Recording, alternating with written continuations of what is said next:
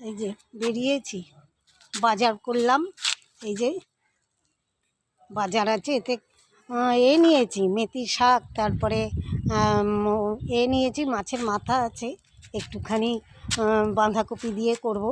বাঁধাকপি নিয়েছি, লঙ্কা, টমেটো, আরও সব রয়েছে, বেগুন টেগুন সব আছে ঘরেতে বলে আর নিইনি।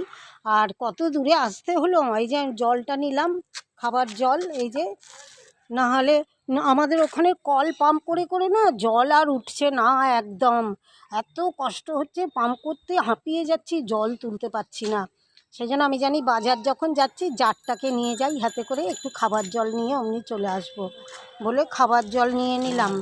এইখান থেকে বাজার করলাম, করে ফেরার পথে এই যে 1 জার জল নিলাম, নাহলে খেতে পাবো না। তো আমার খাওয়ার জল না থাকলে আমার খুব অসুবিধা হয়, যার জন্য এবার গিয়ে রান্না করব।